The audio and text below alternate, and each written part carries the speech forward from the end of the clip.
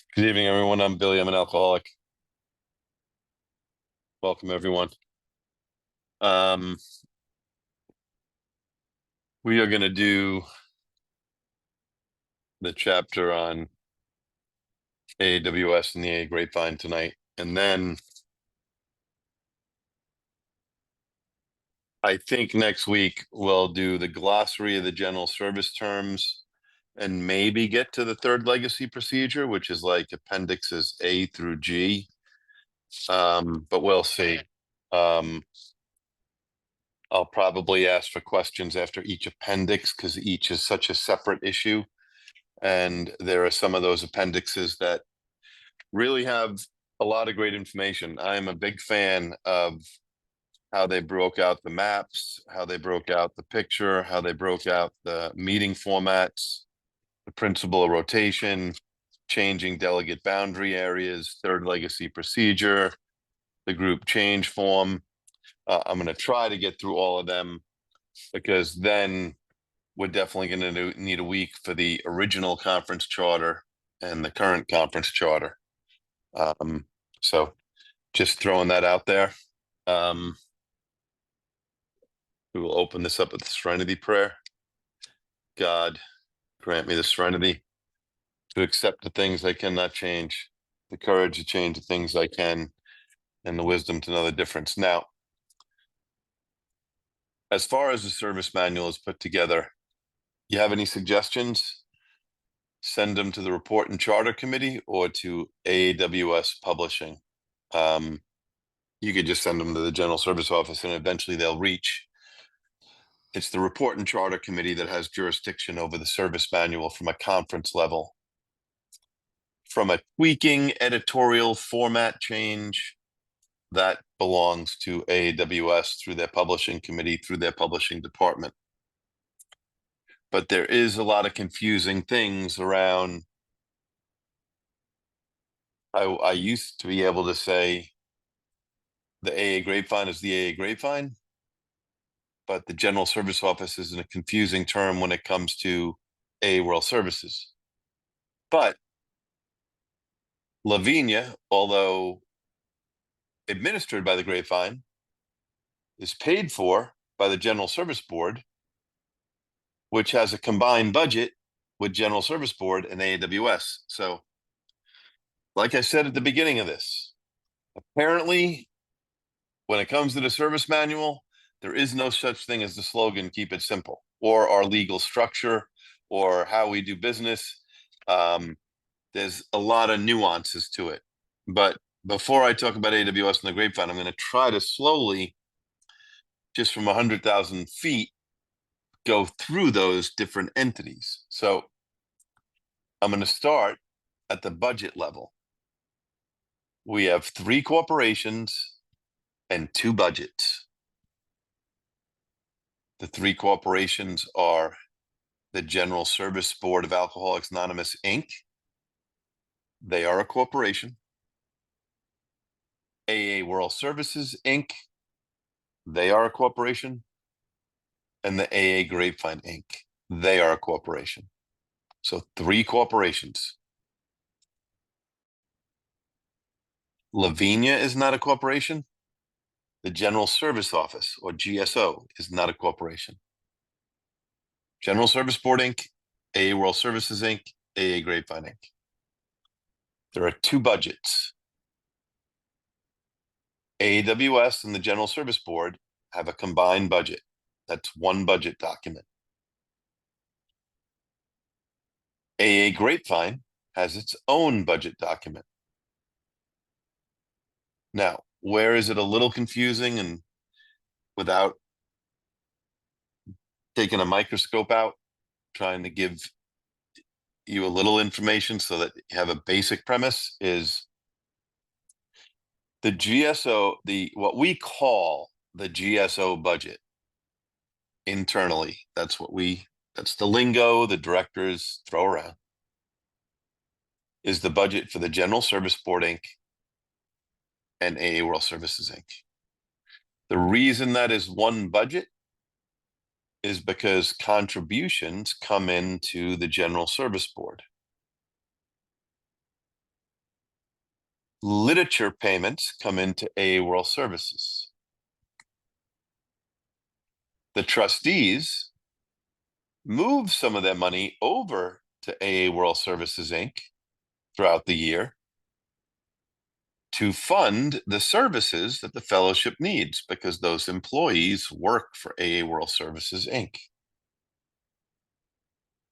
I know I get some people, they'll go down a Google rabbit hole. They'll get to GuideStar or some other place and they'll see our tax returns. The tax returns, the I-90s, can be confusing because each corporation files its own tax return, even though A.A. World Services and General Service Board have one budget. And I'll say right now, only 2 of the 3 corporations have employees. A.A. World Services, Inc. and A.A. Grapevine, Inc. That's from a legal perspective. If you looked at some of you are familiar. If you are not, companies, partnerships, LLCs, corporations, instead of having a social security number, have an FEIN number, a federal employment identification number. That's a FEIN. Every employee that works for us is either on the FEIN of A.A. World Services, Inc. or A.A. Grapevine, Inc., not General Service Board, Inc. However, if you go down such a Google rabbit hole and wind up getting a copy of one of our I-90s, you might see on the General Service Board, Inc., because it's a question, who are your top 5 paid employees?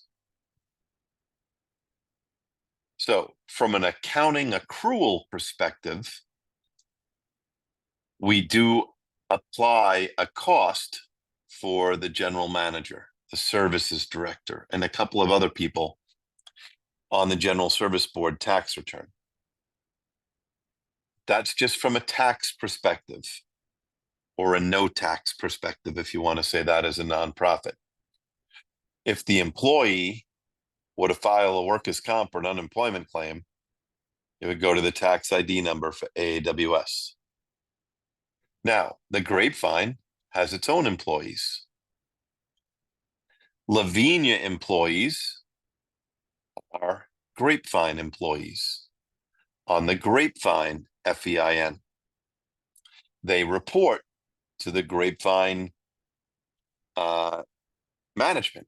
The editor of Lavinia reports to the executive editor, publisher of the Grapevine, who then reports to the Grapevine board.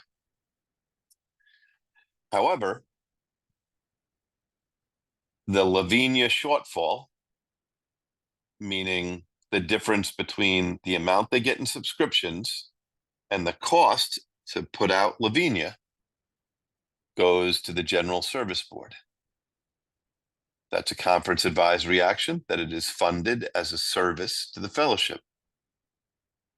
Now, that's complicated from a budget perspective.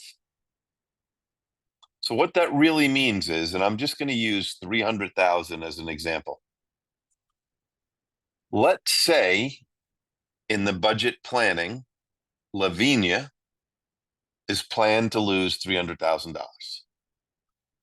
That means that the General Service Board is going to have to kick in $300,000 to Grapevine. How that looks from a budget perspective is the A.A.W.S. budget is put together. What's the cost for A.A.W.S. and the General Service Board? However, bottom of the line, we have a $300,000 cash offset that is going to get transferred over to A.A. Grapevine to pay for the shortfall in Lavinia. So an easy way to think about that is, let's say A.A.W.S. and the General Service Board decided to have a break-even budget. Let's just said they were going to be $10 revenue over expenses. That means their budget would really have to be positive $310. because they have 300,000 that has to fund the Lavinia shortfall. So when people say, do group contributions pay for Lavinia? Absolutely. Does the cost of literature going up and down, is it impacted by Lavinia? Absolutely. I'm just giving you the budget facts. Somewhere in their budget, AAWS and the General Service Board have to find that $300,000. If AAWS and the General Service Board made $0, they would have to find 300,000 from the reserve fund. So it is a budget offset. However, the employees report to the Grapevine. So let's talk about AA World Services is the corporate board that oversees the operations under the AAWS Corporation. That is everything except the Grapevine and Lavinia. That's the easiest way to say it. What is it? It's everything and the kitchen sink except Lavinia and the Grapevine. Now, if you divided it into two easy costs, it's services and publishing.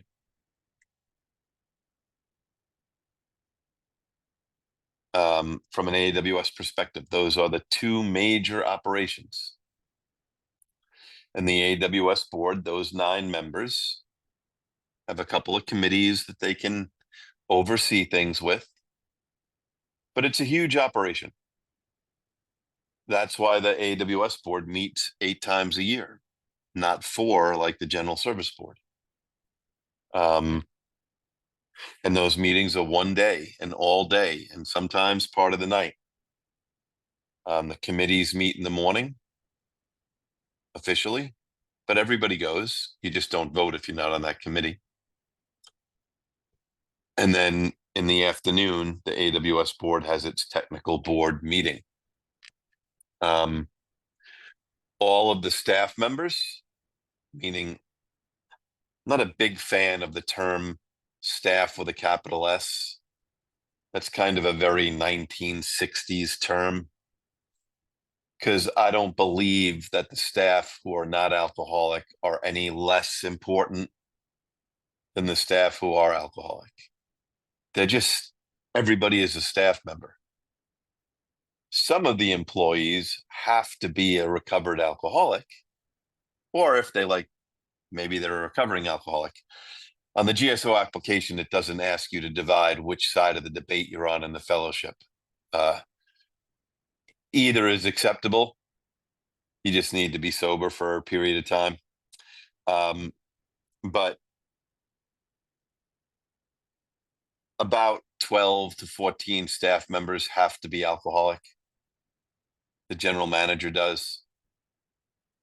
The director of staff services does. All the staff desk positions have to be alcoholic, and meaning alcoholic, sober, in recovery. And then the other 70 or 80 employees, we don't care what they are. They could be alcoholic, sober, alcoholic drinking, none of the above, none of our business.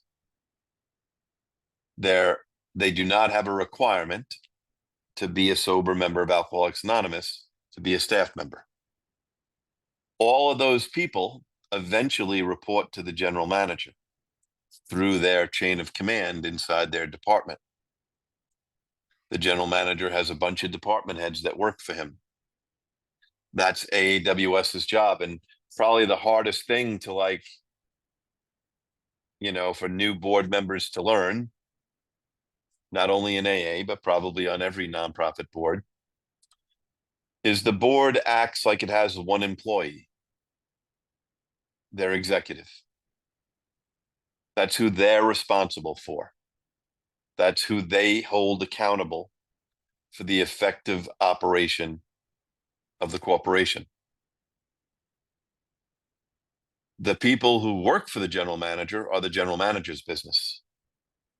Now, that doesn't mean somebody can't pick up the phone and call a staff member here or there, but it does mean that a board member does not get in the middle of like giving opposite direction than the general manager.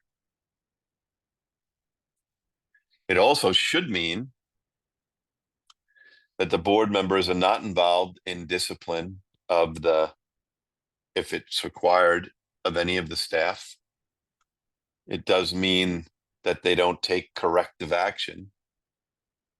It means that if they have a concern with the office or the staff, they should bring it to the general manager and not micromanage the general manager's ability to operate the office. The book goes into detail of the different assignments and everything. What I would tell you is just on the Grapevine side, it's the same as the executive editor. And then there is the senior editor. There's the editor of of Lavinia. The Grapevine has what they call a operations manager, who kind of oversees all their back of the house operations, their outside subscription vendor, their vendor for taking online digital subscription requests. That is all done by the operations manager, and the Grapevine has its own controller. It's funny because somebody sent me a note before I even asked for questions. There is a lot of information about the Grapevine and the split with A.A.W.S in Concept 11. What I would be careful with is that, as you know, there's been a couple of conference agenda items the last couple of years because some people don't like that the narrative that's in there is from 1961, basically. So it might not match what happens today. I am not saying I am against changing the concept, or that I should be clear on that. The narratives do not require 75% approval of the fellowship. The concepts require 75% approval from the fellowship to change. The conference, through the Report and Charter Committee, could change the narrative and has. There used to be 2 paragraphs and I say this, I'll laugh so I don't cry. And it's dated for sure. But there used to be a special 2 paragraphs in Concept 11 about the danger of female employees, right? The paragraph started out by saying, and now about the woman problem. That's how it started. That was the first sentence, right? Could you imagine if it said, and now about the Irish problem, or now about the gay problem, or now about the black problem, or now about, I mean, it's just hard to even realize. And believe me, there were some people who didn't want those paragraphs gone. But if you ever hear the conversation around the changing of Concept 11, I want to tell you what really drove it. Because I was the chair nominating at the time. It was not any kind of thing that it was offending. I'm sure it did offend. But the impetus to change it was not a lot of letters from a lot of females in AA who said, hey, what's up with this? What really pushed us to change it is that we need good quality Class A trustees, non-alcoholic. We need the best and the brightest. And one of the things we do to every non-alcoholic who puts their resume in to be a Class A trustee is, if they're selected to be interviewed, we send them a service manual. And we started hearing from a lot of people, male and female, like, is this our welcome to the prospective female Class A trustee?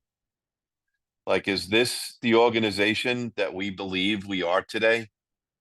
That was the real impetus to change that.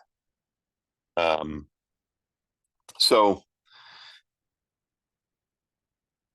inside concept 11, those two paragraphs were removed.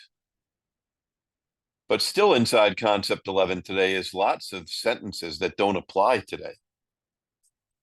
I actually loved the one that says the most important trustees committee is the general policy committee. That's what it says, the most important. I always say that's the perfect example of change being okay in AA, because in 1971, they got rid of what they considered in 61 the most important trustees committee. So there are certain things in that writing, in the narrative, that over the years are not, if you read that, if you read concept 11, which we will go through the concepts after we go through the service manual, which will probably be sometime in December to start. But if you read the service manual, the concepts, there is like 100-foot brick wall between AAWS and the Grapevine. Like almost like an old-fashioned Berlin checkpoint Charlie. Like never should the two play together in the same sandbox. They shouldn't share accounting resources. They shouldn't share computer resources. It should be totally self-sufficient. And obviously, when you look at the finances that it costs today to run these two corporations, over the last 20 years, there's been some practical, sensible, let's work together when we can work together, still honor each other's individual autonomy. But if there are things that we can do together, then by all means, let's do them together. I'll give you a perfect example or two, which is really, when you think about it, the first is the literature catalog that AAWS puts out. Do you know that up until about 2010 or 11, it never even mentioned the Grapevine? Not even like on the back page. Nothing. And today, thank God, they mention the Grapevine in their books and a subscription. But I'll give you a better example. We all just went to an international convention. Now, I don't have the analytics yet on registration for this year. And Detroit didn't happen. But I know the analytics on 2015 Atlanta and 2010 San Antonio. And when you think about those, 2005 had mail-in registration, Toronto. 2010 had electronic or mail-in. Over 90% of the people that went to San Antonio pre-registered electronically. Now, I know some of you went to the international convention, and I know when you registered, you had to tell them your name, even your last name. You had to tell them your address. You had to give them a form of payment. And you had to check a box. Would you like the A.A.W.S souvenir book? Or would you like the Grapevine souvenir, official souvenir for this year? Do you know that even in 2010, we wouldn't ask people who already gave their name and payment method, would you like a Grapevine subscription? If you want to know the greatest amount in any 6-month period of Grapevine increases in subscriptions, It was the 6 months leading up to the 2015 International Convention, because finally that question was put on the form. Would you like a Grapevine subscription? But I'm just telling you that inside those concept narratives are a very kind of old way of thinking that we can never do anything together and cooperate together. So on one hand, I, of course, encourage anyone to study and read the concepts and the narrative in Concept 11, but to also apply a 2025 lens to what you're reading. I guess maybe there will be some changes and we'll have some footnotes. But it is what it is. Now, a common question we get about both corporations is, if there is a Grapevine conference committee, why is there not an A.A.W.S conference committee? I've heard that question many, many times. And it's a pretty simple answer. Everything that that A.A.W.S would do that requires conference approval, there is a corresponding trustees committee. There's a public information committee. There's a corrections committee. There's a treatment committee. There's a group services committee. The Grapevine doesn't have that luxury. The Grapevine, there's no trustees committee that deals with the Grapevine, because the Grapevine has its own board. And so on the A.A.W.S side, even though A.A.W.S employs the people who do the work and publishes it and prints it and delivers it and puts it in a warehouse, on the A.A.W.S side, there's a trustees committee as an intermediary that has a corresponding conference committee. On the Grapevine side, there is not that. Now, the Grapevine Conference Committee does not approve the articles that are published in the Grapevine. They'd have to meet, the conference would have to meet every month, 6 times a year. The Grapevine is approved by the conference as being our monthly meeting in print, our journal. So the concept of the Grapevine is conference approved. The articles are selected by the editors. So the articles themselves are non-conference approved, but the Grapevine magazine itself is. Grapevine books are not conference approved, because every Grapevine book is no original material. They're all made up of articles that was submitted to the Grapevine or published in the Grapevine. Obviously, the best of the Grapevine books are exactly what their title is, the best of. The Grapevine special monthly editions they do sometimes, whether it's sober and travel, LBGTQ,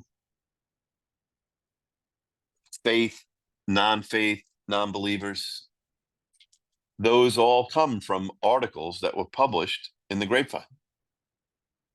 Now, something else you might notice, if you are really into all this stuff, is you might open up the big book one day and you might start at page 1 with a sponsee, the blank page, and you might go page by page, and you'll notice the copyright page that says some or most of these stories, the copyright is owned by A.A.W. World Services, Inc. However, some of the stories, and it'll tell you which ones, the copyright is owned by the Grapevine, because it was published in the Grapevine. And if you submit a story to the Grapevine and they like it and want to publish it, they will make you sign the copyright and ownership over to the Grapevine Corporation. And the titles of the Grapevine stories or articles.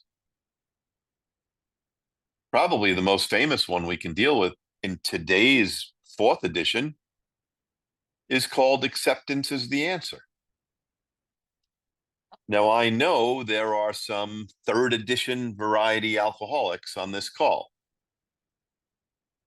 If you were a 3rd edition alcoholic, that story was called Dr. Addict Alcoholic. Now, there are some people who hate that they changed the name, some people that love to change the name, but every once in a while I see somebody write somewhere or say something like, I like the original name, Dr. Alcoholic Addict, better. That's not the original name. I hate to disappoint everyone. The Grapevine article was titled Golden Moccasins. That story first appeared in the Grapevine. So it's just another place where they intersect. Now, it's interesting from a budget or a revenue perspective, because for sure, people are concerned about the losses in the Grapevine over the last 10 years or so, the losses at Lavinia.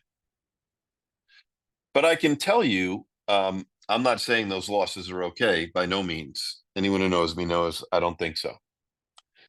But I also have to be fair when I used to have my AAWS board member hat on, that we haven't always been fair with the Grapevine.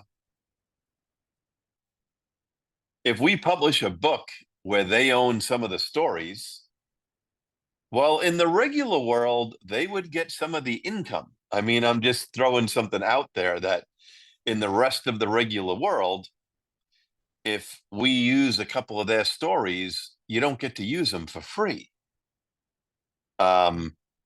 There's all kinds of things with that. The preamble is owned by the Grapevine. That appears in a lot of our literature. So this kind of 100-foot wall, what I could tell you is the financial implications are not the worst, were not the worst part of it. The worst part of it was creating almost 2 cultures inside the same spiritual organization.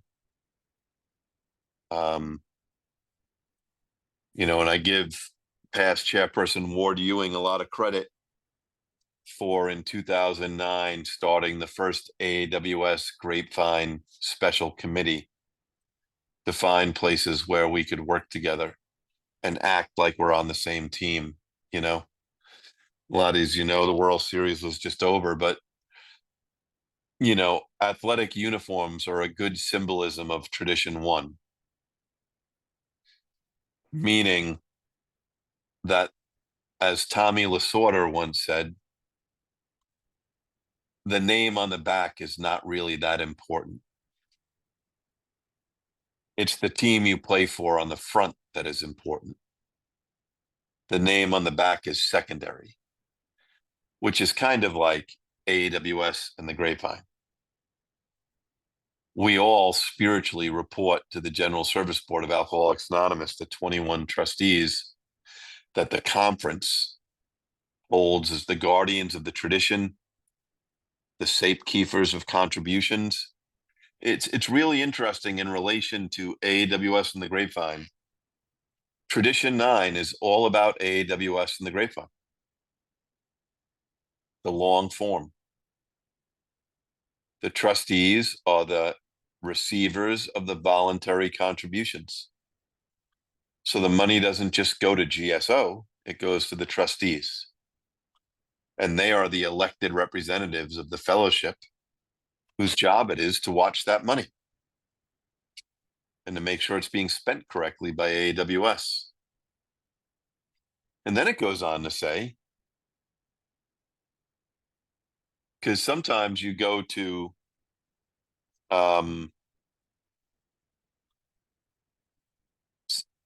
sometimes you go to a Grapevine thing or a forum, And people say, well, the editors have the ultimate authority for Grapevine stories. That's 99.9% of the time true. But the long form of Tradition 9 has a check and balance there. The trustees are responsible for the integrity of the Grapevine. That's the trustees' responsibility. Financial integrity, spiritual integrity. There's also a little thing at the end of Concept 9 that probably in the last couple of years, when we've had let's just say a few differences of opinion in the fellowship on a couple of different issues, plain language big book, preamble, resignation of a board chair. There's such an important line in the long form of Concept 9 about mutual trust. Mutual trust. And I always spell that out when I hear trusted servants say, trust the process. It's not only the responsibility of the fellowship to trust their trusted servants. The long form of Tradition 9 makes it the responsibility of those trusted servants to have as much mutual trust for the fellowship. Sometimes I wish that line was in one of the concepts, because it's such an important thing at the end of the day, that trust is a two-way street. And if it's broken on either side, it affects the other. Obviously, the website is a big part of both organizations today, A.A.W.S. and the Grapevine. Now, it's interesting to know that when the website was first created, the A.A.W.S. website, AA.org, it was only to be used as a PI tool, public information. If you get a hold of an old service manual, go to the section on the website. It's kind of comical. If you would bring up using the website to help the fellowship or groups or anyone else, people would say, oh no, it's just a PI tool. Now on the AA Grapevine side, you have the Grapevine website, and today you have the app and the podcast. But as technology builds, and we don't even know it'll exist in 10 years. We didn't know what we have now would exist 20 years ago. So a lot of our guidelines are not written to kind of embrace new technology. We have to apply the traditions and the concepts and the steps to anything new like this. But because we have two organizations, we have to be careful they don't cannibalize each other. Like, what is the purpose of the AA.org website and what is the purpose of the Grapevine website? And then we have Meeting Guide app, which that is now owned by AA World Services, Inc. And now they put news on there and other things. We actually have a director of IT. We didn't need a director of IT in 1995. And, if you ask yourself, or if someone asks you, why was AA so behind in technology? It's a simple answer. The people who are voting on technology between 1995 and 2010, the majority of them did not use the technology they were voting on. That's a huge problem. If the people who are voting and have the authority aren't using that technology, then they don't know its benefit. They don't use it day to day. Today, we're in a much different situation. Today, technology is used by people of all ages, of all socioeconomic groups. But I would mention this, if you are reading the individual lists of what does each corporation publish, the one thing about a website is you can only put so much on the home page. I don't care what company you are. You can't put everything. Everything won't fit on one web page. So it's linked to branch. As you need more information, you click and you click and you click and you click. The problem with that is it's not all on the homepage. So as much as I am so pro technology, I also know that at a basic level, at the AA group level, we've lost some,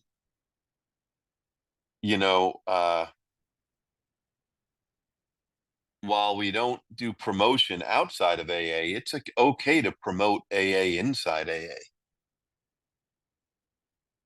But one page on each website or the landing page on Meeting Guide app, there's only so much you can promote to other members of AA in that restricted space. I know people who became trustees because they saw a box 459 and picked it up and read it while getting a cup of coffee in a meeting. I know people who learned about archives because they picked up a Markings on the Journey on an AA literature table.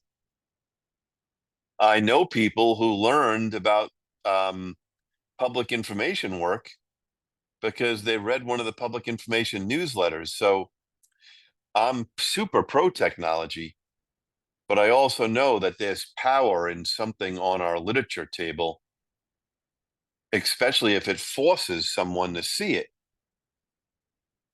If to get to box 459, I have to click 3 or 4 times on a website,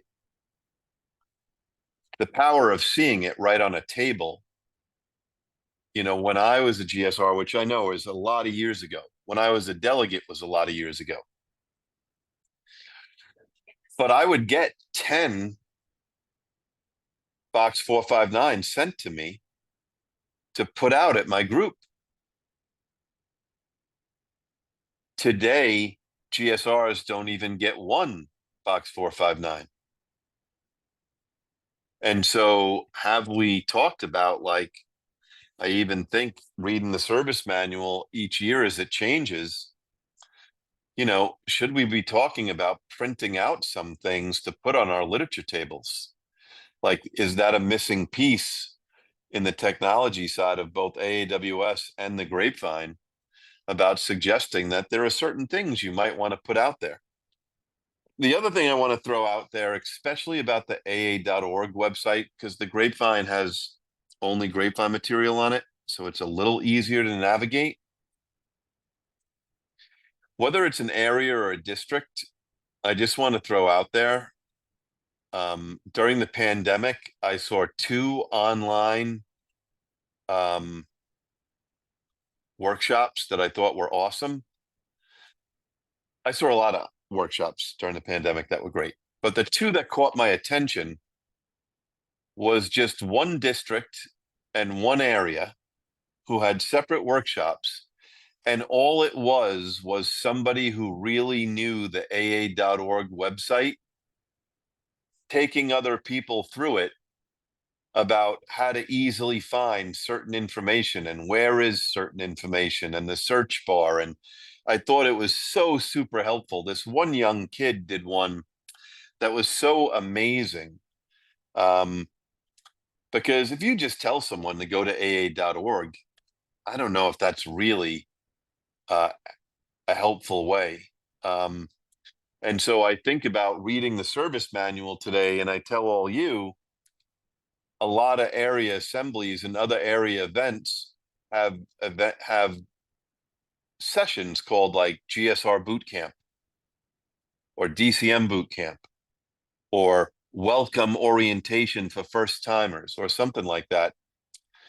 And I wonder how come we don't see AA.org, AAGrapevine.org helpful sessions.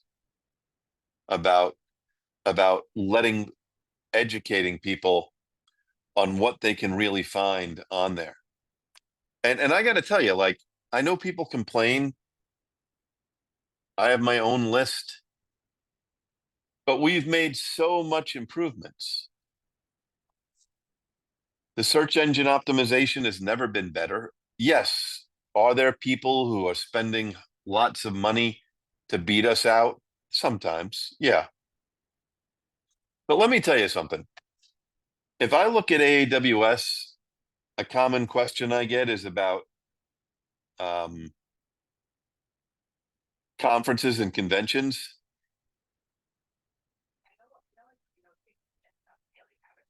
If I put AA conferences and conventions in Google, I always get in the top 3 hits AA's guidelines on conference conventions and roundups. And if I click on that, it's right there. And then it tells me, do I want to download the PDF? That's amazing.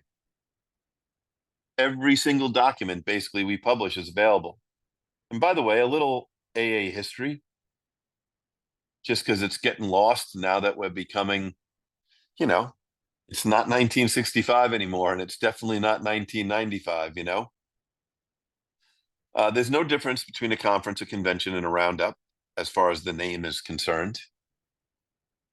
Some people think we should only have one conference, the General Service Conference. The problem with that is many AA conferences existed before we came up with the General Service Conference, so we weren't the first. I do want to talk about the roundup term. The roundup term initially was created by the gay and lesbian community decades before there was ever any LBGT acronym. If you go back in AA history or you read some gay and lesbian history in AA, that was kind of their code word to let people know that it was gay friendly. That's where Roundup came from. There's a couple of good, real scholarly papers about the history of special interest groups in Alcoholics Anonymous.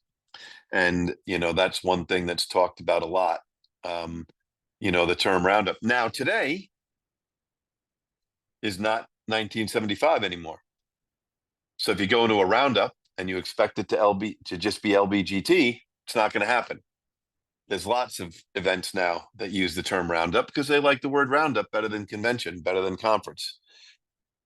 My point I'm making is we really have come light years ahead on both websites. It's just for the new GSR or new person who's never used it before. We could probably do a better job of helping them navigate it and finding out ways to do that.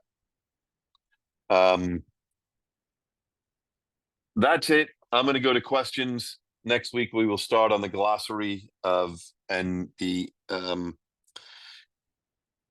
exhibits. I'm not going to tell you have to read all the exhibits, except you should read the original conference charter and the conference charter. But we won't get there for another week or two for sure. And then the bylaws of the General Service Board, A.A.W.S, and the A.A. Grapevine. Those are worth reading as well. But does anyone have any questions?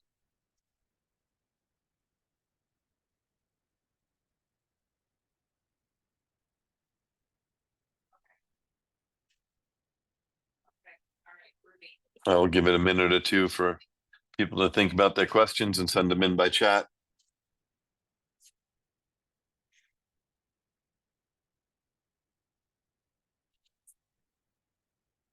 Yep. Here's a question.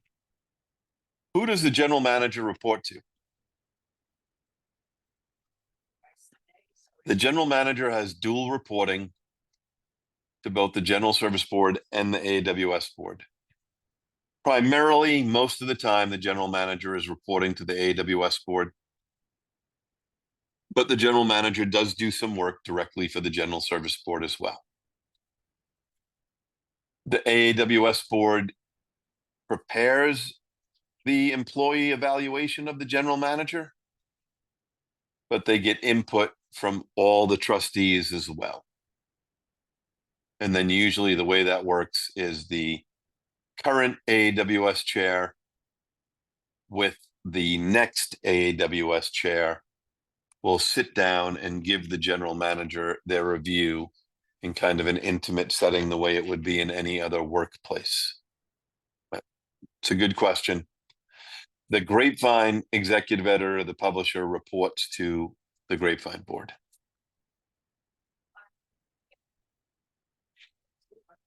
Okay.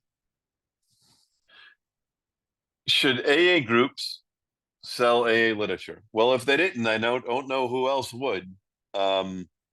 Yes, of course. Yes. This kind of militant approach of don't put it on the same table as the big book. I don't know where any of that comes from. We should support AA. The Grapevine is AA. So, but I don't blame you for that question, because believe me, I've had many people call me who say, Billy, is it true I can't put Grapevine stuff on the same table as conference approved literature?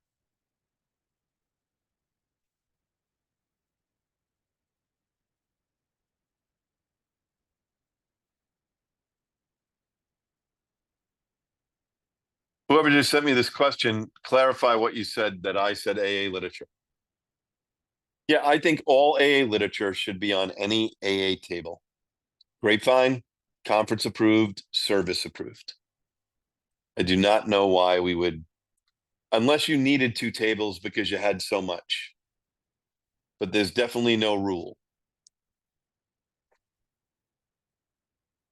If the Grapevine cannot accept contributions, why is it okay for the Grapevine to accept money from the general service fund, mainly made up of contributions? So let's talk about the General Service Board Reserve Fund. There's actually three things mainly in there: contributions, excess from international conventions in the past, and then any excess the Grapevine or A.A.W.S make in a current year.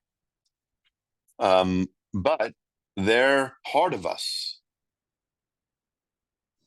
The 21 trustees are the owners, technically, legally, of the Grapevine. That's why the reserve fund makes it up. Now, there, I'm kind of sticking up. When people say group contributions aren't used to support the Grapevine, that's not true anymore.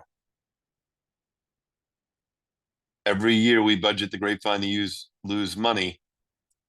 Some group contributions are either coming from the A.A.W.S side or out of the reserve fund. That's a fact. Or we're going to have to raise literature prices because we're losing too much money on the Grapevine side. Is there a legal reason the Grapevine cannot accept contributions? No, not as far as nonprofit law. It's because we don't want to cannibalize from each other and our money. And believe me, there could be someone in this meeting tonight who has put on that grape costume and walked around an AA event and loves the Grapevine, and I have total respect. But contributions' primary purpose is to carry the message to the still sick and suffering alcoholic. And that is primarily done through A.A.W.S. The Grapevine from its beginning. Next week, I'll make sure it's put up in the chat. If you've never read the Royal Shepherd letter, you need to. In March of 1946, Bill wrote a letter to Royal Shepherd, who was the attorney who incorporated the Grapevine. And he set down in 3 pages the future of the Grapevine and what it's supposed to be and not be, and that it should clearly be supported by subscriptions. And listen, we keep changing the line in the sand. In 2005, the treasurer of the General Service Board was very concerned that too much Grapevine book profit was being used to support the Grapevine. In other words, the magazines were failing. They had to keep publishing books. And the General Service Board at that time said we should make sure it's never more than 30%. It's way over 30% today, way over 30%. But no, it's so that we don't cannibalize each other. That the Grapevine, and I love the Grapevine, but it's a cherry on top. It's gravy for an AA member. It's not the big book or the 12 and 12. And so we don't want to cannibalize from each other. So if you'd like a Grapevine, you get a subscription.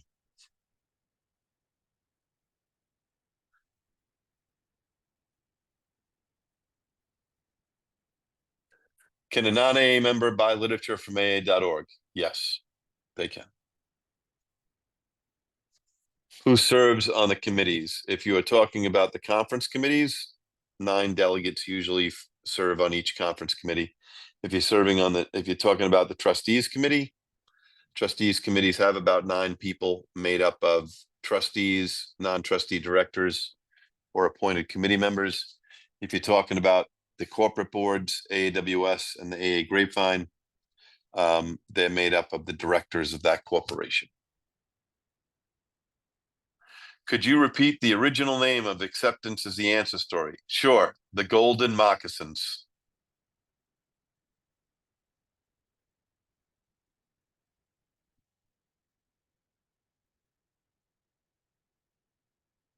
Someone just told me the Grapevine's offering multi-book discounts with mixed titles. Yeah, but the content of all those Grapevine books is articles. I know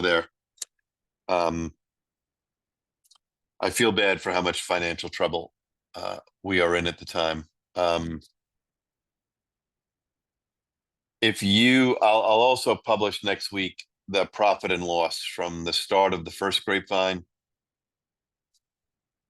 up until last year, and whether they made money or didn't make money.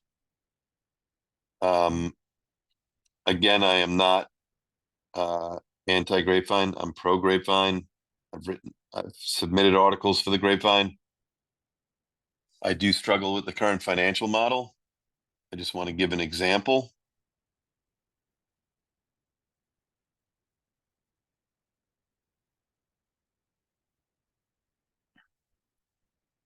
We'll put it in so that everyone can take it next week. But if you go from 1949 until last year, the spreadsheet's very simple. How much did we make or lose on the Grapevine? And how many subscribers were there? So it's very simple, so you can see. And, and it doesn't include Lavinia because those finances are handled by the General Service Board. But I just want to throw out an example. In 2024, the Grapevine lost $851,000. In 2022, the Grapevine lost $440,000. In 2021, $112,000. In 2020, $373,000. In 2019, $44,000. And in 2018, $149,000. Obviously, that's a lot of money. But I want to point you to the period of time of 2011 to 2017. In 2011, the Grapevine made $22,000. In 2012, $257,000. In 2013, $315,000. In 2014, $325,000. In 2015, $240,000. In 2016, $144,000. And in 2017, $126,000. And inside those years of profits, declining subscriptions. So I want to repeat that. Inside those years of profit, declining subscriptions. In 2011, there was 90,000 subscribers. In 2012, 88,000. In 2013, 82,000. In 2014, 79,000. The reason I'm making that point is to make this point. If the magazine is priced appropriately based on the real number of subscribers, it's easy for it to be self-supporting.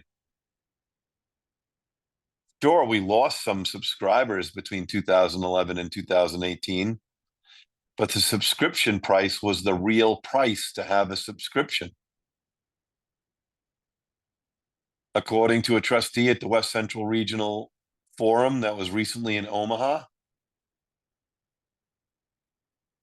the Grapevine is $8 below what it costs to be self-supporting, an annual subscription.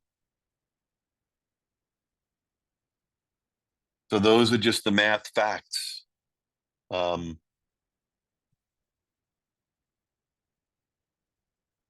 If non-AA members can buy literature from AA, how are we supported only by passing a hat?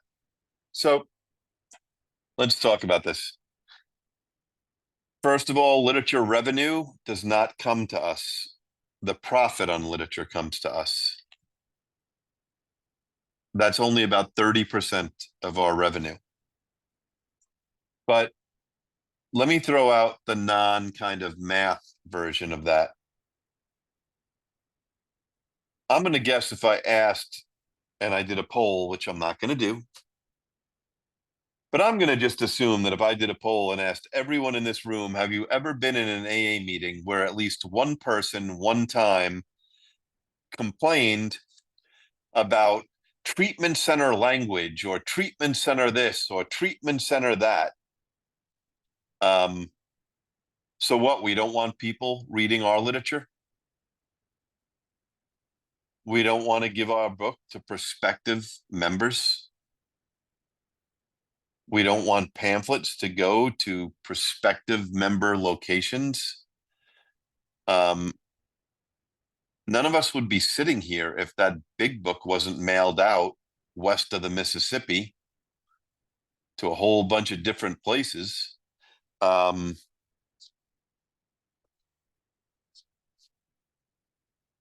Would we really be fulfilling our mission if we only sold our literature to sober members of Alcoholics Anonymous?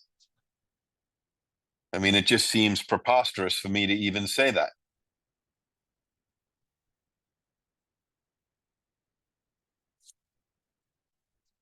Do you think 9 members are needed on committees? Could they ease some workload issue by having more committees with fewer delegates and or fewer trustees? I'm so sick of this question. I've finally had it with it. I have total respect for the staff and want them to have a work-life balance like anybody else. But I'm sick of hearing the current trustees complaining of workload. If they want to stop traveling on the weekends to run elections for areas, which is not needed or required, if they want to stop going around and appearing on things like the final conference report, which is not part of their job, like if they want to do all those things, I'm all for it. But don't accept all this extra assignment and then complain about the workload. And I've never seen more activity than I have in the last 2 years. And I'm guessing that is because there was a big problem on the board a couple of years ago. I don't really care what side anybody here maybe thought they were on,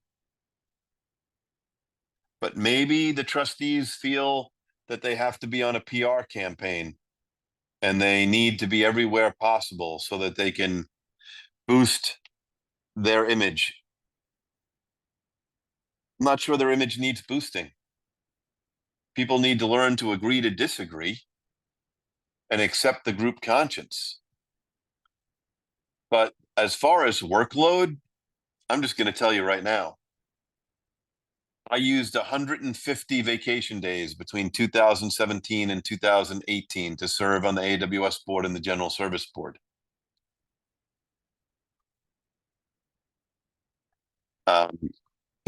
maybe read a book called Death by Meeting, which is one of my favorite books. Maybe the ease of having virtual meetings, there are too many meetings scheduled, but I would hate to decrease the size of a committee, because I think the more diverse thought inside a group conscience, the better. That why would we have committees if everybody felt the same way? And the fewer the people on a committee, the less diverse of thought is on that committee. So I'm sure I'm going to get an email about the trustee workload, but I'm just reporting what I'm seeing in the fellowship.